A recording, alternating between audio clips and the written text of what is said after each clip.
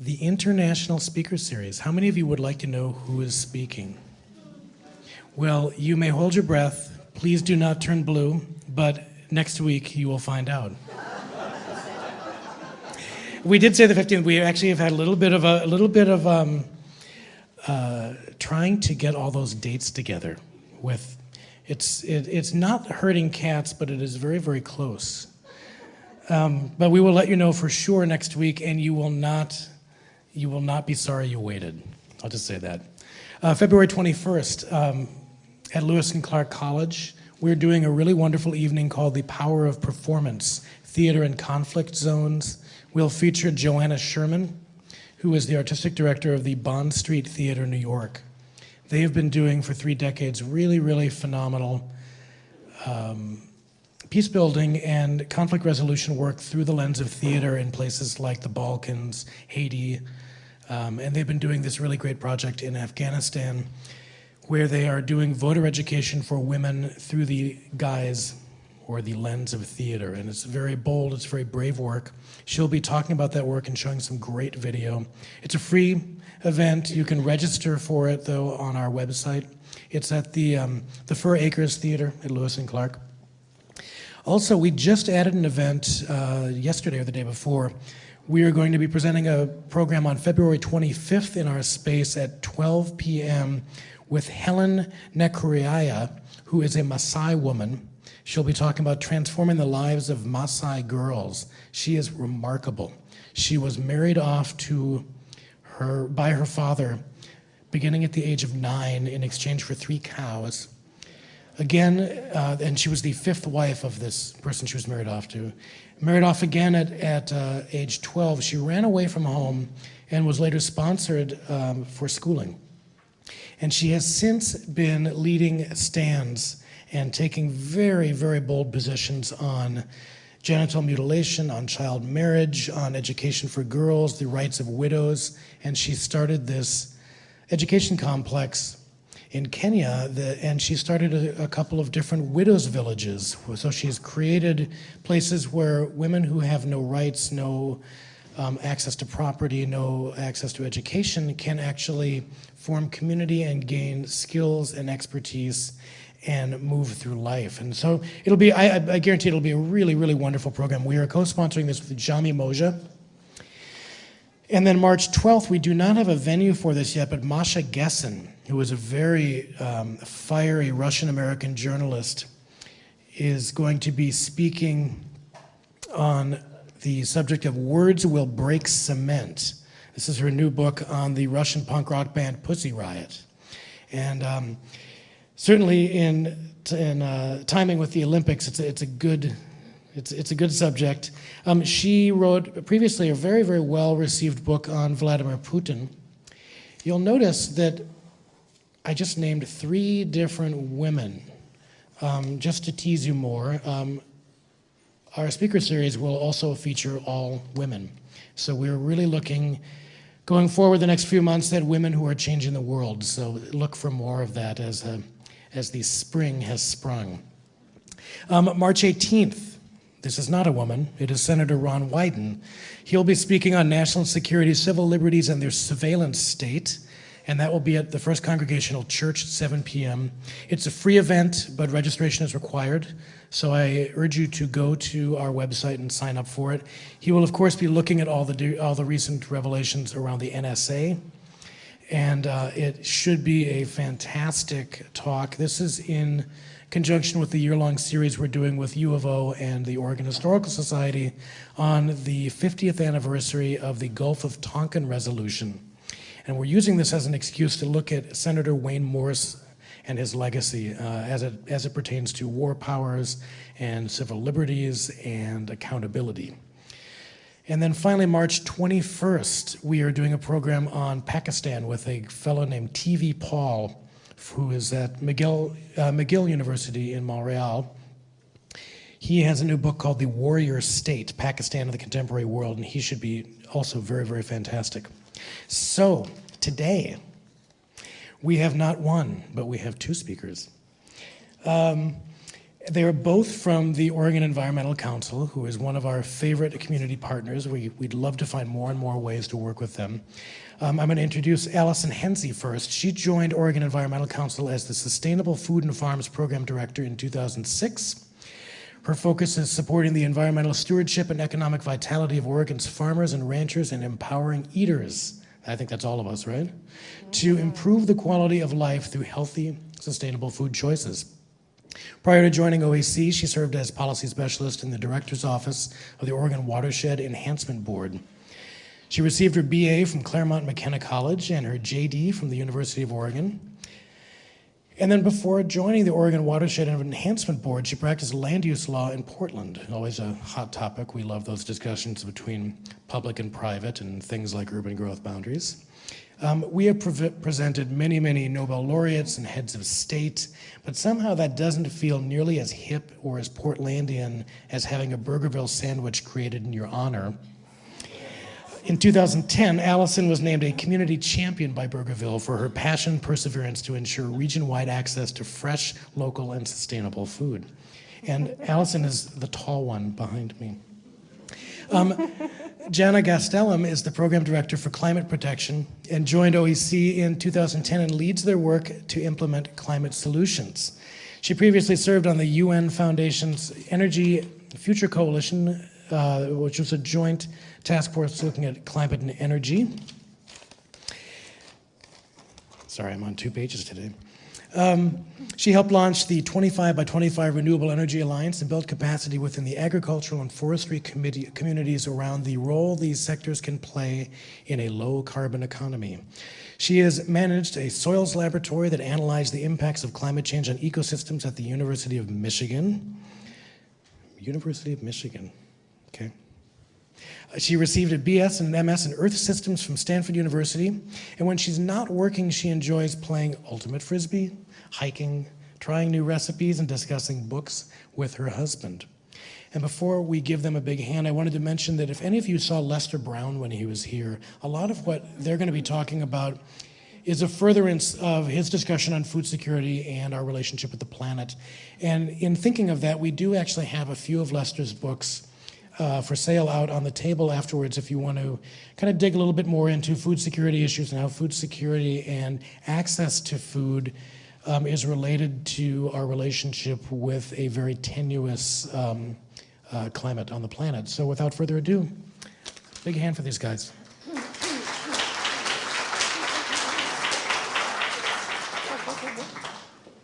Thank you so much for having us today. We really appreciate being here. And I do want to chastise Tim for being such a tease. Can't you just give us one hint about who's coming for the International Speaker Series? He's ignoring me, yeah. That would be very interesting. So I think it's very appropriate that today we're talking about food on Valentine's Day, because in my family, food is how we show love. My mom is a great cook, and she taught me how to cook, and that's what we do together when we spend time together. And I don't think she's ever showed up on my doorstep without a huge bag of food, or sent me away from her house without something to eat the next day. And I think that's true for all of us all over the world. Food is how we show love. It's how we gather together to spend time together. It's reflective of the place we live and our cultures. And so food is so interconnected to so many parts of our life. Unfortunately, the flip side of the coin of food being love is hunger. Hunger leads to strife and civil unrest and worse. And so today we're going to talk about food and climate and the potential impacts of climate change on our food system in the future. And then we're going to talk about some of the solutions and some of the ways we can lessen those impacts right here in Oregon. So this is a picture of the Arab Spring. And it's a great example, recently, of the impacts of hunger on all of our lives. It was actually a perfect storm of wheat shortages in most of the major wheat-producing countries in the world in 2010, and resulting spikes in wheat prices that led to the Arab Spring in large part. Egypt is a place that is the most dependent on grain imports of any country in the world. And Egyptians' diets are about 1/3 bread. And so when these grain shortages and price spikes that were brought about by historic droughts meant that Egyptians on the street couldn't eat, they rioted. This is not a new story though, this could very easily have been the French Revolution, which was also brought about in large part because people on the street couldn't eat because bread was too expensive. Once again, brought about by grain shortages, resulting price spikes. It's telling that when revolutionaries marched the king and queen down the streets back from Versailles to Paris at the beginning of the revolution, they had baguettes on their bayonets as they marched them down the streets. It came down to hunger and bread. So let's take a look at some of the stats. Food is a basic human right. The UN has said this since 1948. And yet, 870 million people are hungry in the world. That's 1 in 8 people. Let's take a look at where hunger is the worst. On the left is a map of the places that are most food insecure in the world. And the red and orange countries are the most food insecure. They're at extreme risk of people not meeting their basic daily food needs. And you'll see that the hardest hit in terms of food insecurity is Central Africa, Sub-Saharan Africa, and Southeast Asia. I think it's really interesting to then look at the next map on the right, which is a map of the World Peace Index and the countries that have the most conflict in the world. And you'll see the red and orange countries are in very similar places to the places that are most food insecure. It's just another example of how food insecurity leads to civil unrest and worse. Next, let's look at a map of the impact that climate change will have and which countries will be most impacted by climate change and are most vulnerable. The red and orange countries are considered the most vulnerable to climate change. I think you're starting to see a pattern here. They're the same countries that are both the most food insecure and that have the most conflict right now.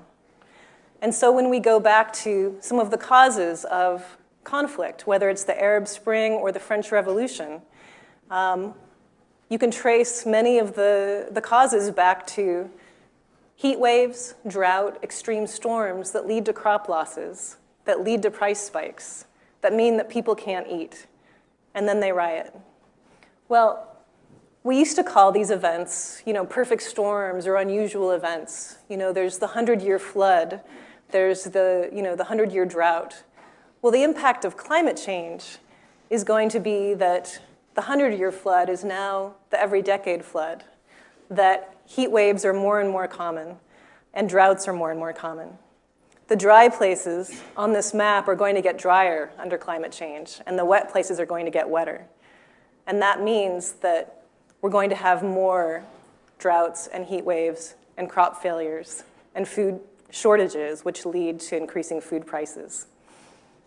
And that's going to lead back to more conflict. I don't want to be too depressing on Valentine's Day, but I think it's important to point out that this is a real problem.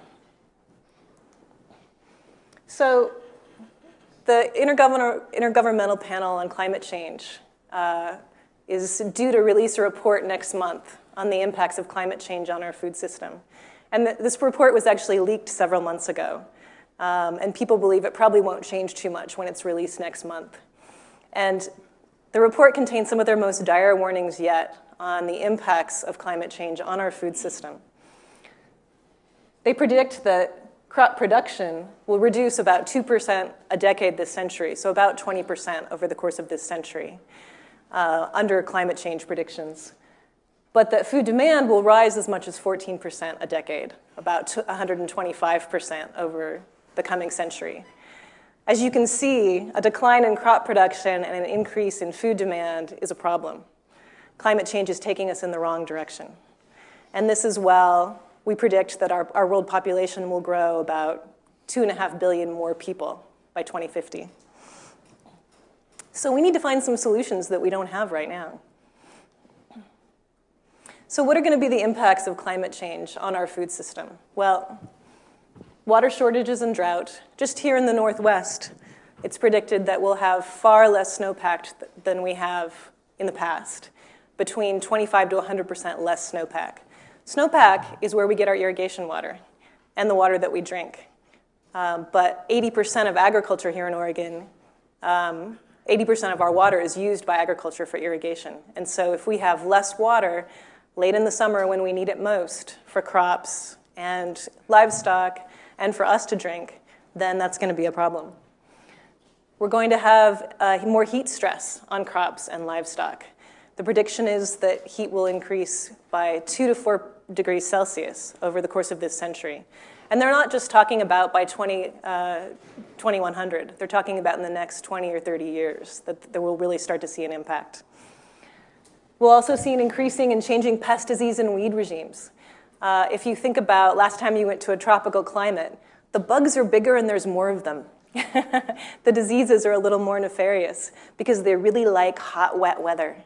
And so that's a problem because when you're trying to grow crops and raise livestock, you've learned over time as a farmer what pests and diseases to expect and how to control them. Well, when the pests and diseases change, you don't have the skills to address them in the way you used to. And so your crops probably won't be as successful. We'll also see changing crop growing regions and changing ranges for fish and shellfish. So the bottom line for climate change is that we won't be able to grow the things we used to grow or catch the things we used to catch in the same places where we live. So the knowledge base that has grown up over so many centuries about how to grow a certain crop in a certain region or how to raise livestock there or what fish to catch tuna or salmon or Dungeness crabs off the Oregon coast, that might all change. And so we won't have the knowledge base and the skill set to grow things and catch things here that we used to. And we'll have to figure that out anew. And we won't be as successful in the beginning. And so we need to start now in developing that new knowledge base so that we're ready.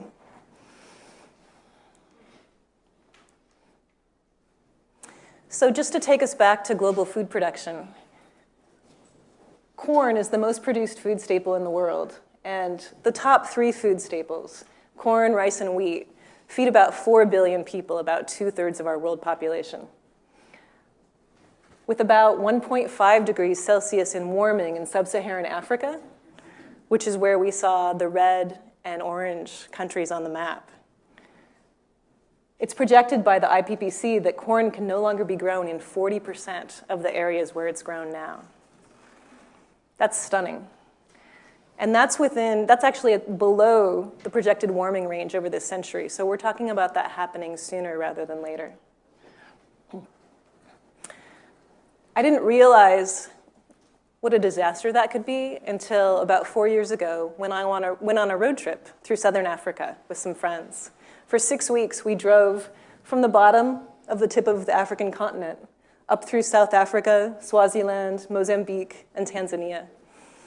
And I can tell you that for about 5 of those 6 weeks, all I saw out of the windshield was corn.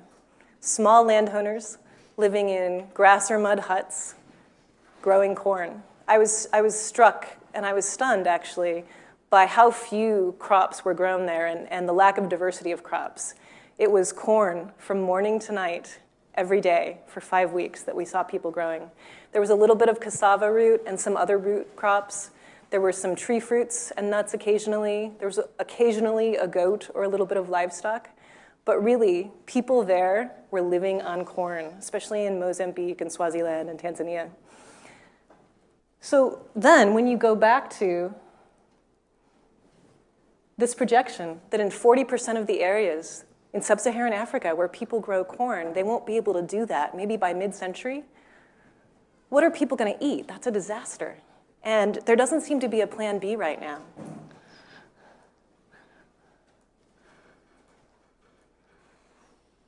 And so when we see pictures like the background here, where corn crops are failing and you can't grow it anymore, there needs to be another answer.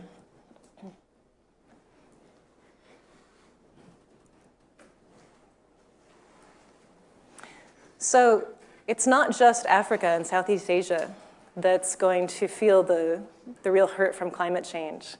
We're lucky when we look at this map of food security. In the US, we're bright green. We're actually the most food secure nation in the world. But that doesn't mean that it won't impact us. Today, actually, President Obama is in California announcing a $180 million relief package because of a historic drought in California. Central California is our breadbasket, and you have farmers who can't grow food there right now because of this drought. In the Sunday New York Times, there was a headline that said, the Dust Bowl returns because of the great recession of drought that they're feeling there right now. And so if we can't grow food in our breadbasket, then we're in trouble too.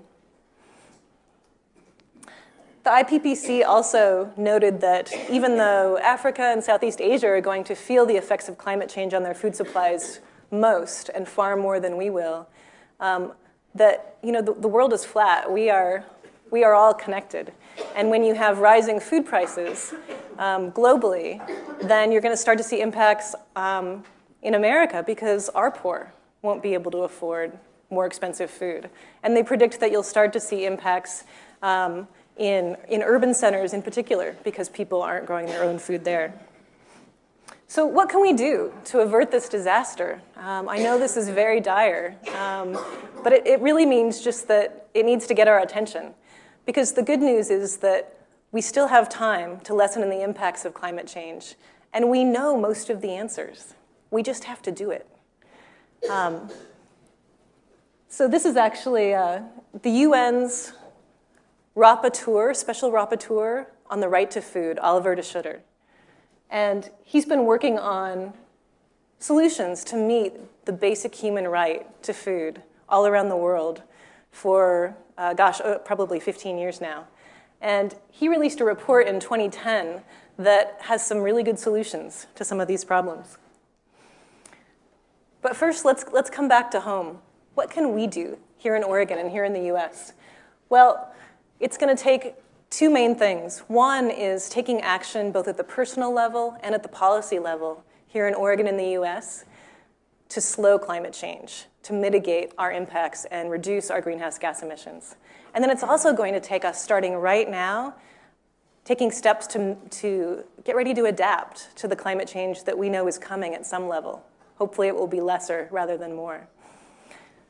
So if you look at this pie chart, it tells you who the biggest contributors are to climate change. As you can see, we're number 2, right behind China. And China's impact is growing and ours is lessening a little bit, but still, we have a big piece of this puzzle. If globally we need to collectively reduce greenhouse gas emissions, then the US has a big part in that.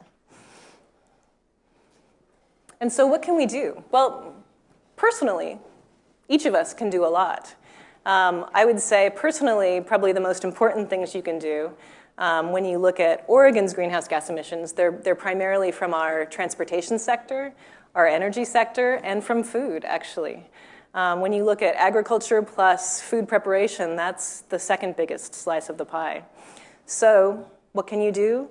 You can, at a personal level, drive less and support policies that help us reduce our greenhouse gas emissions in the transportation sector. And Jana's going to talk about those opportunities later. And then in terms of food, what you eat makes a big difference. So probably the two most important things you can do to reduce your greenhouse gas emissions with food are to eat lower on the food chain, eat less meat, and eat organic or sustainable food that's grown in the region. And also eat less processed food, because that takes a lot of energy and packaging and that sort of thing.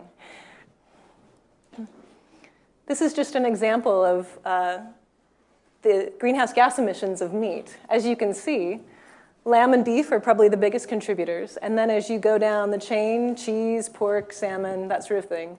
And then if you're just eating broccoli and lentils, you're doing pretty well. Now, I'm not a vegetarian. I'm not suggesting that you not eat any meat. That's a very personal choice. But it's really easy to decide to eat meat less. Don't eat it a couple days a week. There are a lot of hospitals now, actually, who have meatless Mondays. It's a really easy change to make. And then you can eat a little further down the food chain. So, eating tuna or turkey or chicken more often than beef. And then we have some wonderful cattle ranchers here in Oregon who are doing pasture-raised, grass-fed, sustainably raised beef. And they're very easy to find, either at the farmer's market or on the web, and even if at your local grocery store. And that makes a big difference too, because they're building soil health and native vegetation, they're holding carbon in the soil, and it's just more humane too.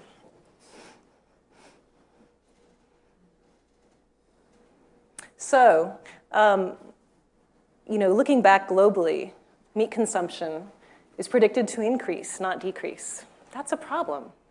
Over the next 40 years, we're going to see rising middle classes. We already are in China, India, and other developing countries. And you can't blame them. They want to eat like we do. We have really delicious diets. And so the US needs to be a leader in figuring out how to raise meat more sustainably and showing how we can eat less of it and have that be part of the solution. It's pretty striking, actually, if you look at the fact that the world's cereal production, half of it is used to produce animal feed. If that weren't used to feed animals, we could feed another 3.5 billion people. That just shows you the scale of this issue. So what are the other things that we can do here in Oregon and the US? Well, in terms of adaptation, these solutions are actually true here and globally. We need to continue doing research and education to farm more sustainably in a more closed loop kind of way so that we're using less externally manufactured inputs like fertilizer, and we're using more organic inputs like compost and livestock manure to provide nutrients to plants. We need to figure out how to use less water and use it more efficiently, and to create more water supplies, as we know that we're going to have shortages in the future.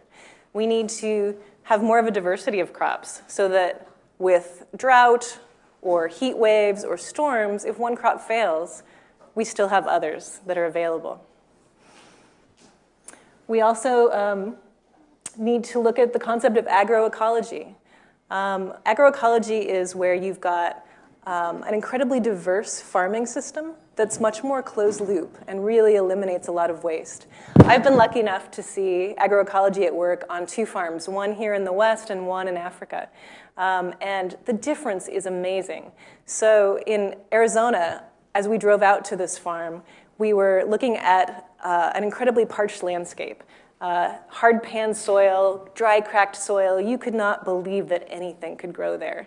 And then we arrived at this oasis where the farmer had planted fruit and nut trees, and underneath, shaded by the trees, had a diversity of crops that were growing, and had livestock that he moved through to provide nutrients to the soil and build soil health and moisture.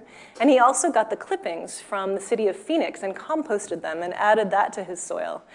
And it was so stunning to step from this hard pan soil onto this farm, and I felt like I was standing in an old-growth forest because it was so springy and spongy.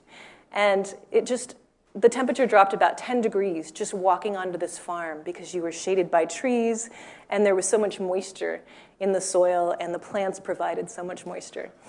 That's the kind of model we need to see more of, because as we have more drought and heat and less water available, we need to create a closed-loop system that can withstand those pressures.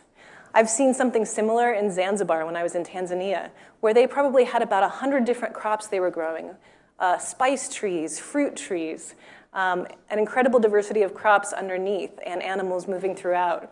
And it was the same thing. They actually didn't have any water available to the farm, but in a very dry place, they were still able to grow an incredible diversity of crops. And if 1 or 2 failed, it was all right, because they had so many others. So those are the kind of solutions we need to see more of, both here in Oregon and in the West, and in some of the more vulnerable places globally. And that's something that Oliver de Schutter, the Special Rapporteur for the Right to Food with the UN, is recommending as well. Agroecology is one of the solutions to the problem of more and more vulnerable places in terms of food insecurity. So he recommends, and actually I should note that his report that he released on the right to food in 2010 was really remarkable because for the first time, it included the voices of representatives of the most vulnerable countries in terms of food security. I think too often when there are global conversations about how do we feed the world, it's kind of done in a patronizing way. You know, how do we developed countries grow enough food to send over in food aid? And of course, that's an important piece of the puzzle. You have to have, you know, food available to send to folks in crises. And we are going to have more and more crises. But what this report really reflected was the voice of representatives of those countries, the red and orange countries that you saw on the map. It was the voice of how they wanted to feed themselves, and they wanted to be self-sustaining, and what they thought the solutions were. And so it has to do with obviously growing enough food, but doing it in a way that it increases the incomes of small landowners rather than just aid being shipped over to the poor. And it also is about creating an agricultural system that doesn't compromise its ability to satisfy future needs. So growing in a way that protects soil health and water quality for the future. And agroecology meets all of those needs. So it actually, in quite a lot of research, has shown to have either equal or increased yields compared to monoculture, especially when you look at small landowners. It provides a diversity of crops, which enables folks to sell more off-farm and have a little bit of income. And it also better meets their food and nutrition needs. And then agroecology is also a way to grow more food in a way that doesn't compromise soil health or water quality. It actually increases it. So some of the other things that we need to do from that report, both globally and here in Oregon, are to invest in knowledge. You know, our state is, year after year, reducing our investment in our state land-grant university. And that's a trend that you see across the country. There's less and less research happening, and there are less extension agents to help farmers understand new strategies for growing food in a changing world. And we need more of that, not less, in the face of climate change's challenges. Now, we're really lucky here. We actually have an extension system. In the countries in sub-Saharan Africa and Southeast Asia that are most vulnerable, those networks are almost non-existent. And so one thing we can do globally is invest in those networks so that there's research and education around people being self-sustaining and being able to grow their own food better in the face of climate change's challenges. There also needs to be investment in more social organizations that enable partnerships and innovation, and micro-investments so that people can try new crops and try new technology. And then finally, I think we would probably all agree that by empowering women, especially in developing countries, you empower more entrepreneurship and more energy into finding solutions. Here's an example of agroecology where you have pasture underneath trees. And so agroecology raises productivity, it addresses rural poverty, it improves nutrition, and it aids in adaptation to climate change. All right, so now Jana Gastellum is going to tell us about some of the policy solutions that we can work on here that will help the US reduce its greenhouse gas emissions, that will help all of us globally. So thank you. Do you want me to pull yours up? There's just going to be a little bit of a transition while we pull up my slides. But I want to just make a comment. I don't know if it's Valentine's Day or what, but you are a beautiful sea of red and pink and warm colors. It's a real pleasure to stand up here and look out at this audience. I think all audiences should be color coordinated from now on.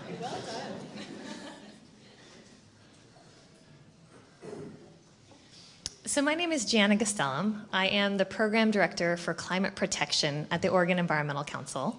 And I really appreciate being here to talk with you today. And I just wanted to make a quick comment on Allison's program, because I think it was really excellent, because what it really did is put a human face on climate change, which is something that we don't always get.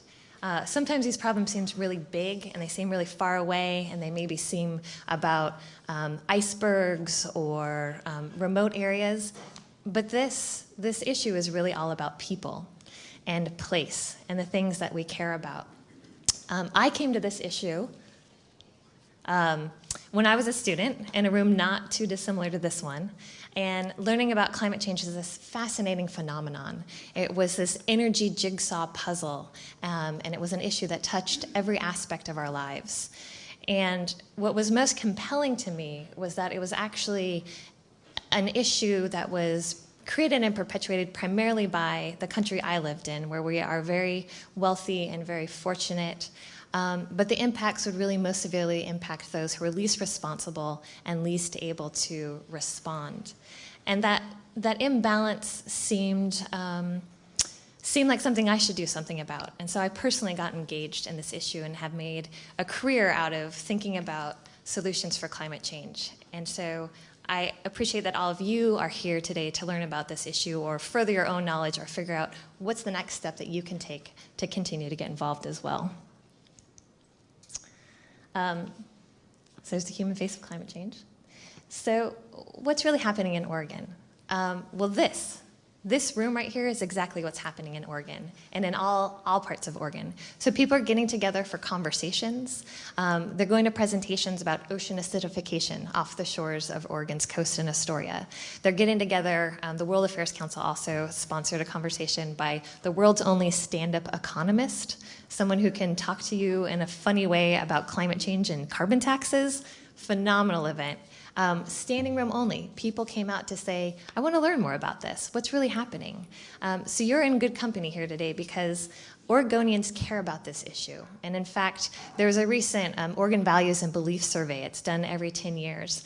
And it recently found that 72% of Oregonians, regardless of where you live in the state, care about this issue. They want action soon, and they believe that we can change our own lives and our own systems to make progress. And only something like 21% thought we could deal with it later. So that's great news because it means that we collectively as Oregon and as a community believe that we can do something about this and are ready and willing to act. So we mentioned some individual things that people can do to make an impact on this. And I really believe that these things are important. So one thing is you can always make your voice heard by writing a letter to the editor. And I would love to see one of you here today say, I was at this great presentation about food and climate, and I think we should do something about this issue. Perfect opportunity. There's so many things throughout your own individual daily lives that you can connect to this issue and really humanize it and personalize it. You can also vote with your fork. Eat locally, which is a lot of what Allison was talking about, and think about our food systems. You can also vote with your dollars. Think about the type of energy you use, and if you're able, think about how you can bring more clean energy into the system or demand it from your service providers and from your decision makers. And you can also be the human face of climate change. It's really amazingly impactful and powerful to just, have a conversation with your neighbor. Be a gardener who cares about climate change. Be a parent, be a grandparent who cares about climate change. These are the way these issues move forward, and we make a collective movement and effort. So coming back to Oregon and what's happening here, we have what's known as the Oregon Global Warming Commission. It was created in 2007, and they created a roadmap to our 2020 state climate goals. So Oregon has 3 climate goals right now. So the first one was that we would stabilize our greenhouse gas emissions by 2010. And I am proud and pleased to report that we achieved that goal. Now, our next step is to bend that line down, and we need to get to lower levels by 2020. And there's some good news and there's some bad news. The good news is that we are making some progress. We have things like a renewable portfolio standard that says we should get 25% of our energy from renewables by 2025. We have some really amazing transportation planning tools that say we need to think about the carbon impact as we move forward with projects. But we're not doing nearly enough fast enough, and we're not going to meet our 2020 climate goals on the path that we're currently in. And part of that problem is that we're failing at the legislature. Right now, we're really kind of treading water. So there were two major initiatives in Salem around greenhouse gas-related proposals. One was simply defending the renewable portfolio standard that we currently have in place from attacks of watering it down. And it looks like that bill will be successful. But again, that's just holding steady, holding the line on where we're at. There was a second proposal called the Clean Fuels Program, which would allow newer, cleaner, more affordable, low-carbon fuels to make up a larger share of our transportation fuel supply. So these are things like electricity, which can be made more cleanly, the use of propane and natural gas and sustainable biofuels. And what we're finding is we're going to really need a mix of solutions moving forward. There's not one single thing that's really going to solve the climate crisis. So we're going to need a suite of policies and programs and proposals. Well, the Clean Fuels Program, the legislature is not going to act on that program this year. And so we're going to need to come back in 2015 and make sure that they get this program fully implemented. The program actually ends prematurely in 2015, and so we need to say, lift the sunset on that program and let it move forward for the future, for our future. I am happy to report, sorry that this image is a little blurry, but there is progress still being made on a regional level. And you can see very blurrily that that's our governor. He joined the leadership from British Columbia, Washington State, California, to sign something called the Pacific Coast Action Plan on Climate and Energy. And it said that we as a region, we're something like the 6th largest region economy in the world collectively. We want to move forward on climate change, and we know that our leadership in Washington, D.C. is stuck. So the real action is going to be at the state and regional level. So this climate accord said a couple of things. It said we're all going to think about where we want to get to, not just in 2020, but in 2035 and in 2050, because having those benchmarks is really important. We're going to think about the science that's continuing to evolve around issues like ocean acidification.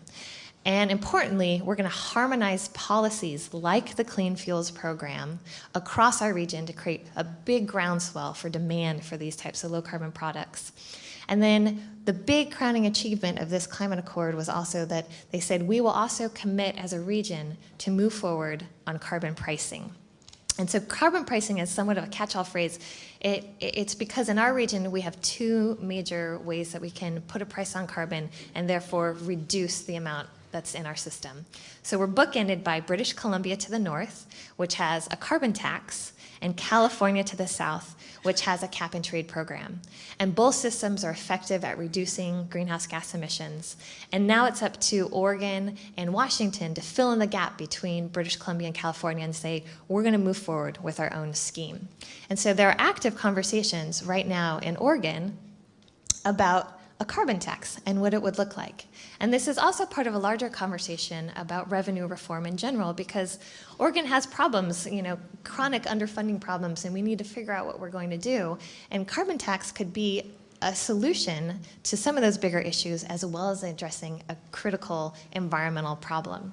So there was a preliminary study done by the Northwest Economic Research Center right here at PSU that took a preliminary look at a carbon tax. And if you can structure it correctly, you can have great environmental benefits. You can see that orange line. That's what would happen with a carbon tax in Oregon. You can drive our greenhouse gas emissions down. The blue line is just business as usual. And the green line is where we need to be ultimately in the future to hit our 2020 goals. But if we can structure this right, you can get economic benefits, you can get some job creation, and you can also have some revenue to invest in other Oregon priorities. So it's a really exciting and rich conversation.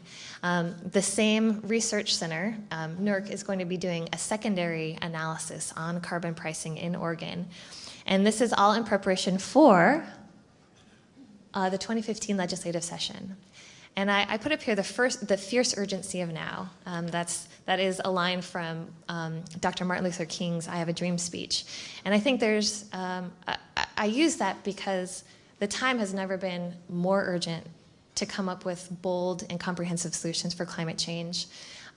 Because this is a very human-centered issue, because it impacts our lives and those who are least able to respond to it, it's also a very moral issue.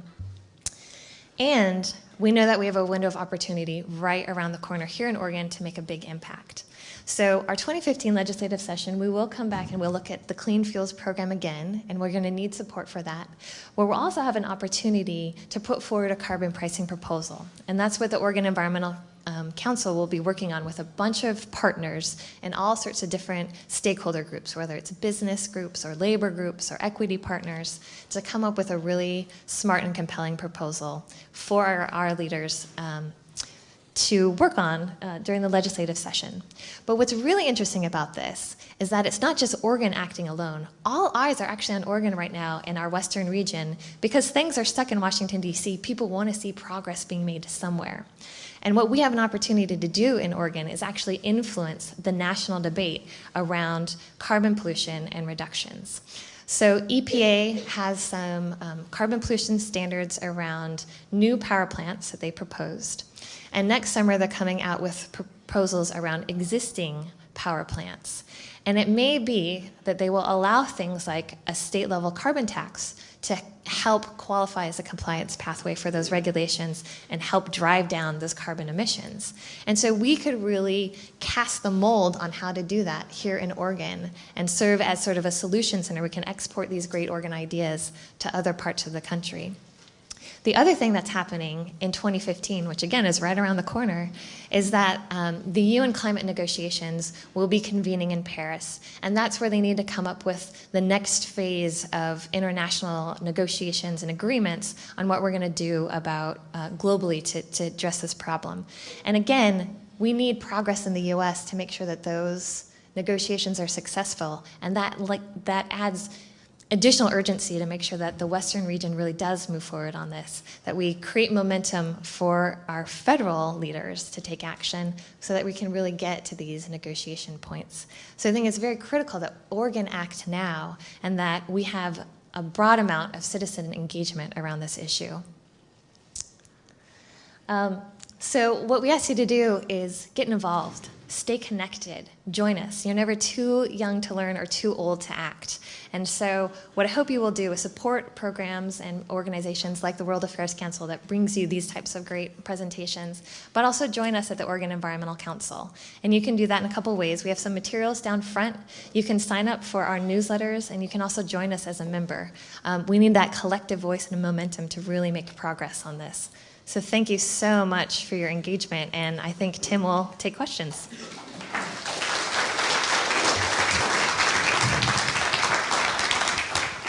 If anyone has questions, if you'd like to come down and speak into the mic so we can make sure that we get you for posterity's sake, that would be great.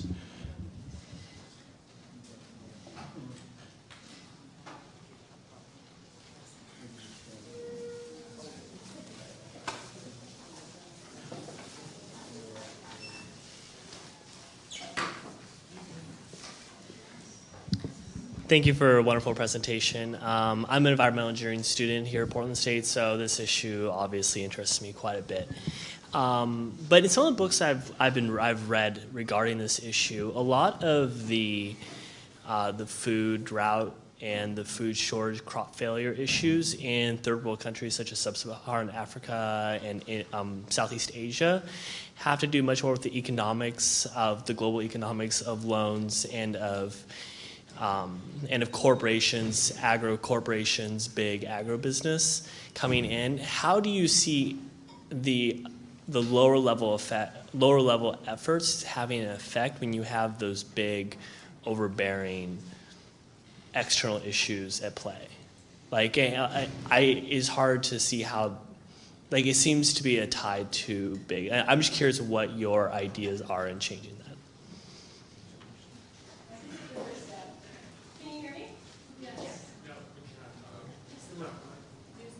Use the mic. Oh, great. Okay. Oh, am I back? Okay. I'm free range. So I was actually just talking with a friend who works internationally on food issues.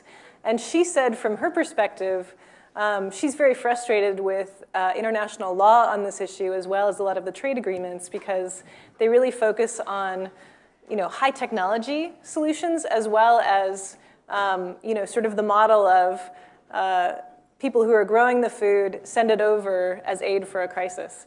And she felt there really needs to be a change in both international law on this issue to encourage more diversity in the food system and more power at the local level for smallholders. And then I think going back to some of the recommendations of the UN Special Rapporteur for the Right to Food, for that report that came out, we really have to at least change some of our international aid systems so that it's focused on building capacity and knowledge and skills at the local level so that people can be self-sufficient. And I agree, it's really frustrating when you look at sort of the rigidity and the weight of our current international aid system and the structure of things, because it's really not focused on building power and skills and knowledge and capacity at the local level. But I think we need to give voice to the fact that that's the direction that some of our investments need to go. I don't know if you want to add anything. Yeah. Okay. Thank you for your for your presentation this morning. Actually, I have two questions, one which leads to the other. The first one is, in the reading in today's topic, it explained that there are organizations, international organizations, which store food, a certain number of days of food that are available in case of droughts and floods and emergencies and that sort of thing. And saying that they can't store more because the technology is not available to do that. That's one question. The second question then leads to natural disasters, hurricanes, floods, and all of this is not natural, geopolitical disasters that occur around the world. We as Americans, we tend to be generous and try to supply the needs of the hungry around the world, regardless of the source of the hunger. It gets there, we send food, we send water, we send whatever supplies are there, but the authorities in country don't allow for the proper distribution of the aid that we spend. I'm not going to ask you what the solution to that is, but what is the solution? Sure. Well, I think to your first point, we need to have multiple strategies and backup plans because the food crises are going to increase. And so we do need to figure out better technology for storing food. And I've actually read that the policies that encourage that are declining. And so we need to make sure we're still having a lot of backup supplies of food and that we can actually store more as the world's population grows and as we have potentially more food crises. I don't know what that technology is, but I agree with you that we need to actually have more food on hand for crises and emergencies. In terms of your second question, hunger is not right now, hunger is not a supply problem, it's a poverty problem and a political problem. And as you pointed out, even when there is aid sent to a country, usually the most food insecure countries are also the least stable in terms of civil governance. And there's an incredible amount of corruption, and the food doesn't necessarily get where it needs to go, and that's a huge problem. I think I don't have solutions to that, but one of my answers is that if you help give the skills and knowledge and capacity to each landowner or small farmer to grow their own food, then you don't have to worry as much about aid getting through the maze of corruption because people can feed themselves better. I think self-sufficiency is the best answer to that. Okay. I don't know if you want to add to that. Just briefly add, you might have noticed in my bio that I did work for the United Nations Foundation, and Allison also included some UN personnel. So sometimes really making sure that we have strong support for organizations that do try and get that food aid in places that are most needed. Although the U.S. Helped create the United Nations, we are not always the largest supporter of it, and particularly for those programs that help people who are most in need. And so I think that's really important to also be engaged at that national and international level, and letting our leadership know that we support those types of aid programs, we support the United Nations, and similarly, you know, when you bring it back home, you know, let our own leadership know that you care about issues in Oregon that can also be important to addressing similar problems here. Yeah. Programs that also help build better governments around the world are also, I think, one of the answers, because that leads to hopefully less corruption and better functioning societies. You both talked about agroecology and small farms and farming with diversity and farming more for internal consumption within the country as opposed to export. Could you comment on the way that NAFTA in the United States, in the first 20 years of NAFTA, undermined agroecology in Mexico and small farms in Mexico, and how TPP, the Trans-Pacific Partnership, will do a very similar thing? You've just gone beyond my pay grade.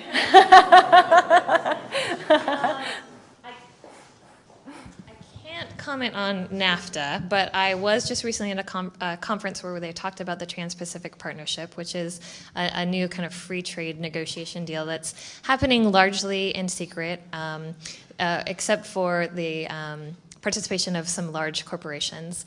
And what it effectively will do is allow foreign corporations to sue governments for programs that may impact their profit. And so these are things like food safety programs, environmental protection programs, and so there's a large groundswell of human rights advocates, environmental advocates, labor advocates who are saying we need to really take a closer look at this TPP, this Trans-Pacific Partnership, which Congress is trying to fast track right now.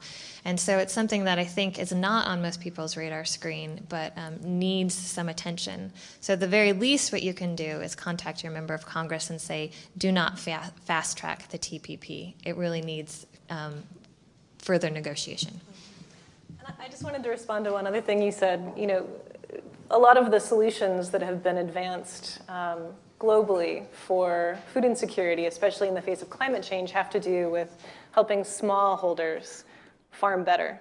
And that's because they're the most vulnerable. They're the most at risk of food insecurity if they're not already.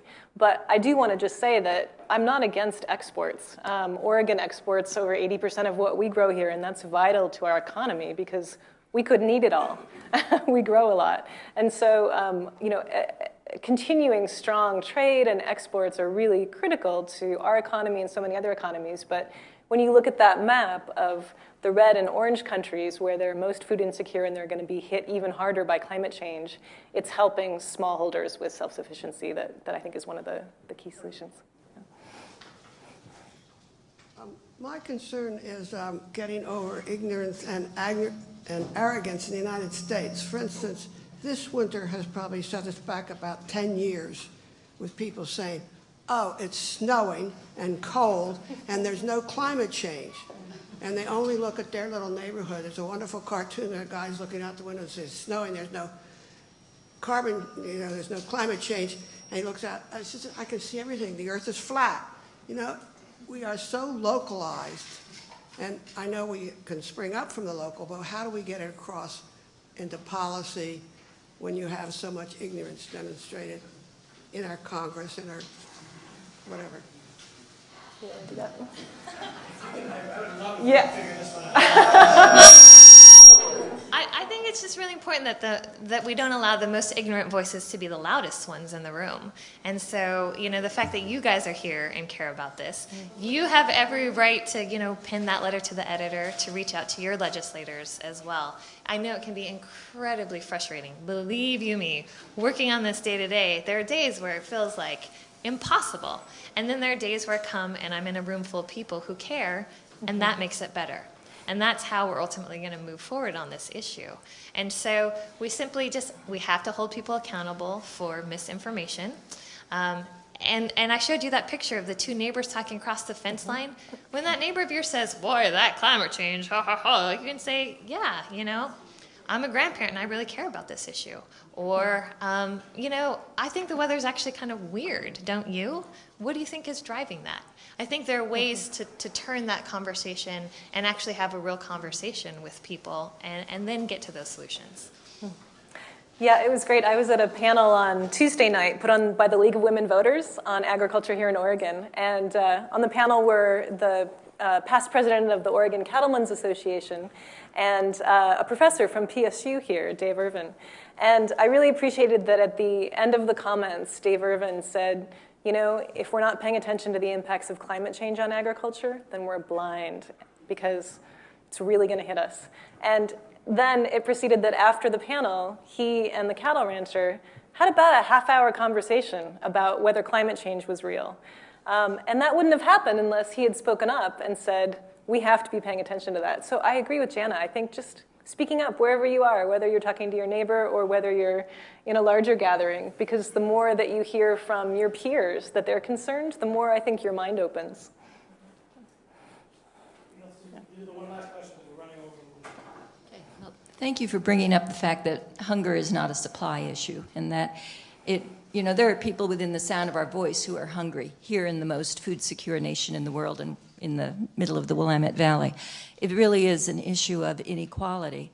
And I think that one of the pinch points for climate change is happening right here under our noses, and it's driven by more push toward inequality by big energy companies who want to take the dirtiest carbon-producing fuels in the world and run them through Pacific Northwest ports, sending them to Asia to be burned, and that will all come back to bite us and our grandchildren and any future generations. I think that's one thing that individuals can take a stand on now, is to make sure that we don't allow that Bakken oil shale to be coming through here or the coal trains coming through the gorge. It will improve the quality of our lives right now, but it will also improve the quality of lives for people all over the world. And that is being driven by profits for a few people, and the rest of us will pay for it. So I think inequality is at the heart of the whole argument. Thanks for saying that. I'd like to thank all of you for, again, having always great questions. I think the thing that comes up is thinking about why organizations like the World Affairs Council exist. I mean, it was founded for this very reason, which is to educate ourselves and our neighbors about these issues, but also to say, you know, the great civil rights mantra, we are the ones we've been waiting for. We shouldn't put policy and science into the hands of experts. We can all be citizen scientists. We can all educate ourselves better. James Hansen, when he was here last year, speaking about climate change for our speaker series, really talked about that thing of really being able to put science back into the debate. And I think that is part of it, is when much of this has been about removing science from the discussion. And I think that, you know, what you guys really did really well was show us the science, but also show us how we can actually talk over the back fence about science and not feel as though we need to be cowed or ignorant of the science, because it is all within all of our grasps. And yes, we are the ones we've been waiting for. So thank you all.